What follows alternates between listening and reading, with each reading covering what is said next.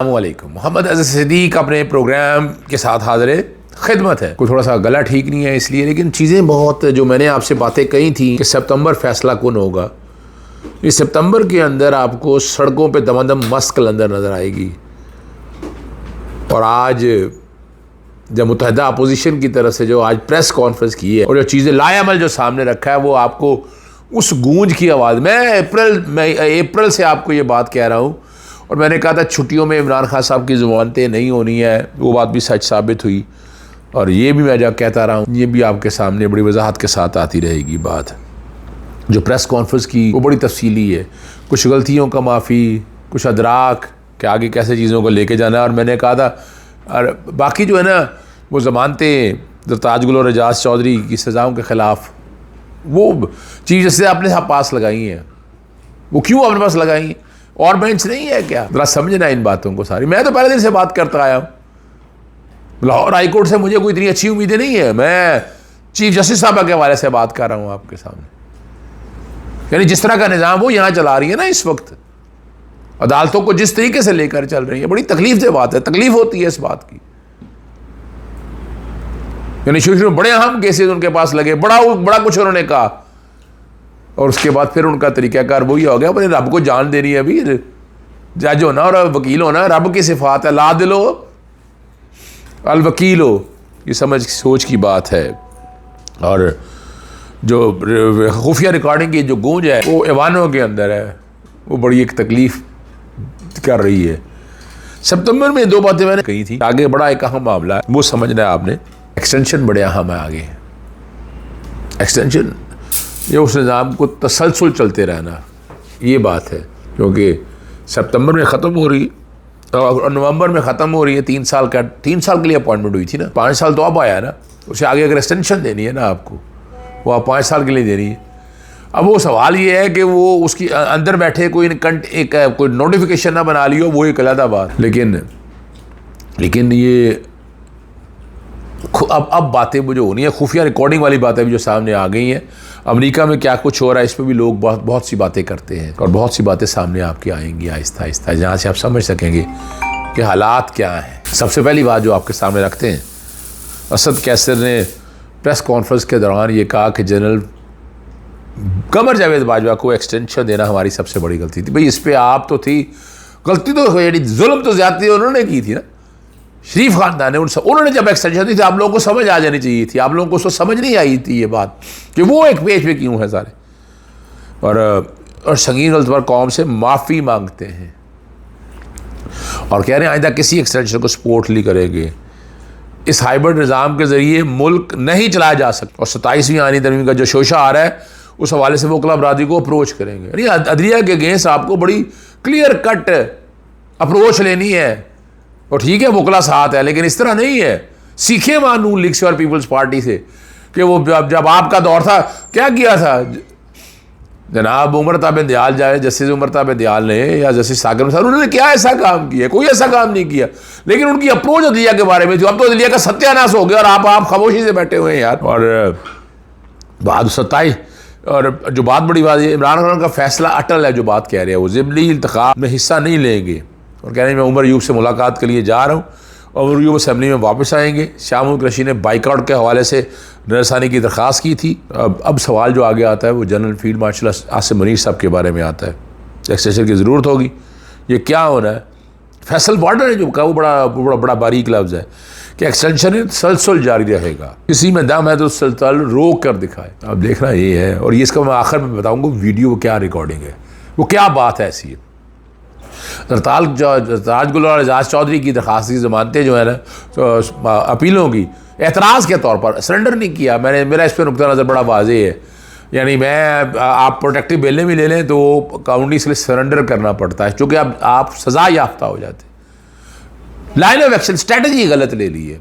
इन्हें पहले अपनी सस्पेंशन ज़िमनी इलेक्शन सस्पेंड करवाने चाहिए थे। पहला कहनी वो ऐसे ज़मानतें प्रोटेक्टिव करवा ली थी, यहाँ सिर्फ इतना काम करना था। और अपना दरख्वास्त दायर करें, और दरख्वास्त दायर करवाने के बाद सस्पेंशन की वजह से चित्राली की हो गई है, आपकी भी होना बनती है। लेकिन यहाँ लाहौर हाई कोर्ट बैठा है, लाहौर हाई कोर्ट के अंदर तो 5-7 जजेस मैंने आपको बहुत पहले बताया था, और आज भी बात दोहराता हूँ, ऐसे नहीं है, ऐसे नहीं है। ये बात समझ की होनी चाहिए, ठीक है ना जी। और नौवीं की सज़ाओं के खिलाफ जो 10-10 साल दी गई है, नाअहलियाँ भी हुई, और इस पर अब समाज चीफ, मैं तो कहूँगा चीफ इस पर एतराज़ उठाना चाहिए इनको, क्योंकि उनके केसेस मत सुने, बिल्कुल एतराज़ उठाना चाहिए और खुल के एतराज़ उठाना चाहिए इनको। और तारीखी तौर पर जो फाफन की रिपोर्ट है उसके साथ इलेक्शन धांधली के हवाले से अगर आप देखें आएँ, जितनी दरख्वास्तें पहले थी वो सारी की सारी खारिज हुई हैं फॉर नंबर ऑफ रीजन। 374 इंतखाबी नौजदारियाँ, मगर उनका हमारी अदालतों और ट्राइब्यूनल में फैसला नहीं हो पा रहा, ठीक है ना जी। और अगर नजरसानी की जो दरख्वास्तें जो सारी जो सेनेट के जो इलेक्शन हो रहे हैं ना, अगर आपकी नाअहली वाला प्रोसेस गलत है, वो बार बार बताता हूँ, वो कैसे, वो इस तरह नहीं होना था जिस तरह से किया गया, वो इस तरह नहीं होना था जिस तरह से लेकर आए हैं। नाअहली इस तरह से नहीं, 30 दिन है, आगे 90 दिन का प्रोसेस है, फिर जाके नाअहली का प्रोसेस उस सिमत में चलता है, इस तरह नहीं चलता जिस तरह से ये लेकर चल रहे हैं, ठीक है ना जी। और अगर मामला लाहौर हाई कोर्ट में जा रहा है, लाहौर हाई कोर्ट से तो उम्मीद कोई नहीं, इस्लामाबाद हाई कोर्ट चले जाए, वहाँ भी शायद उम्मीद हो। लाहौर हाई कोर्ट से आप उम्मीद मत रखें, जब से ये चीज़ आई भाई इन्होंने निज़ाम ही सारा ख़राब कर दिया है। यानी आप एप्लीकेशन लेके जाए, डारी लबरी लगता, स्टे के मैटर में फाइलें अपने पास, और जब तक वो खुद नहीं कहती केस फिक्सेशन, यानी क्या एक निज़ाम हो गया, क्या फ़ायदा कंप्यूटर का निज़ाम बनाने का, सारा एक एक चीज़ को खुद कंट्रोल करना, ये तो ज़्यादती है सारे प्रोसेस के। पाकिस्तान तहरीक इंसाफ की मिसाल देखें, एक ऐसी है कि सोने की भट्टी में गर्म करके कुंदन बनाया जाता है। ये पहले भी सोना था और जंग-ए-दुल्हा उसका मुकाबला कर नहीं सकता, ये याद रखिएगा। मज़ीद पाकिस्तान तहरीक इंसाफ बदतरीन फसाइयत का शिकार, और एक एक चीज़ सारी मैंने आपके सामने रखी हुई है। वो यहाँ बैठकर उन्होंने क्या करना है, चलने के लिए NAB, FIA, anti corruption, police forces बरसरे बेकार है। अब तो एहतजाजी फोर्स भी बना ली गई है, ये मैं बड़े बात वसूख राय से कह रहा हूँ, उसको रोकने के लिए तैयारी ये पूरी कर रहे हैं। बता, वो आते हैं अलसार अब्बासी, वो मरियम सफदर के, वो जनाब कम्प्रोमाइज़ करी, क्या अभी तक क्या किया उन्होंने, कम्प्रोमाइज़ तो किए और क्या किए हैं, वोट को का नारा जो लाते थे वो कहाँ है, वो सारा ज़मीन बोस कर दिए। इस हाइब्रिड निज़ाम में जितना अवाम के साथ जुल्म किया, अवाम उनको माफ़ करने वाले नहीं, याद रखिएगा, ठीक है ना जी। और हम लोग आइन शिकन नहीं है, सुप्रीम कोर्ट हमले करने वाले नहीं है, और ना ही बलूचिस्तान और KB की हम दहशतगर्दी करने वाले लोग हैं।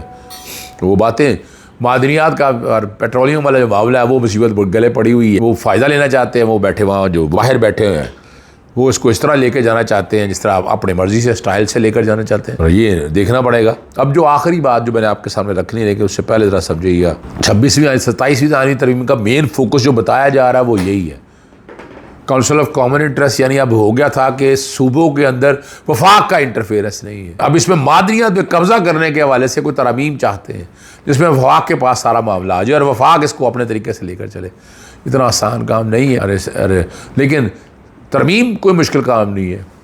यानी इस हाइब्रिड निज़ाम ने ऐसा घटिया निज़ाम है, आप जरा गौर सोचिए किस तरह पड़ गया, दो तरह अक्सरियत बन गई यार, लोग बातें ही करते रह गए। तो बड़े आसान तरीके से ये निज़ाम सारा, और जो लोग उसमें कसूरवार हैं, करप्शन और बाकी चीज़ तो आपने बहुत सी सुन ली है ना, अब तो कोई डाउट रह नहीं गया आपके सामने। वो कह रहे हैं इस्लामाबाद की फ़िज़ाओं में शाहीन से भाई साहब ये कहते हैं कि कुछ नई खुफिया बातों की रिकॉर्डिंग के बड़े चर्चे हैं। वो कह रहे हैं बात शरीफ जो है नवाज शरीफ और कई नून लीग और PP के लीडरों के दरमियान हुई है, और जिसमें कहा जा रहा है कि फील्ड मार्शल आसिम मुनीर को बताया जा रहा है कि वहाँ गालियाँ दी जा रही हैं। फौज समझती है कि नवाज शरीफ और ज़ारी किसी के एस्टैब्लिशमेंट के खिलाफ खड़े हो सकते हैं, और नवंबर के नए नोटिफिकेशन पर गौर व खौल हो रहा है। लोग कह रहे हैं कि आसिम मुनीर ने सियासतदानों के कान और हाथ मरोड़ने के लिए उनकी मीटिंग की रिकॉर्डिंग हासिल कर ली। वैसे ये बातें हो रही हैं, मुझे नहीं पता भाई इस सिलसिले में। एक दीवार ने कानून सुना है कि अहम शख्सियत जो हो सकता है शहबाज शरीफ हो या मरियम को कुछ हिस्सा सुनवा भी दिया गया, यानी अपनी नौकरी के लिए सब ऐसी तैसी करने के लिए तैयार हैं। जो बातें भी होंगी वक्त के साथ साथ आपके सामने आ जाएंगी, आपको अंदाज़ा हो जाएगा। हम तो आवाज़ उठाते रहेंगे। इजाज़त चाहता हूँ। अस्सलाम वालेकुम, अल्लाह हाफ़िज़। पाकिस्तान जिंदा।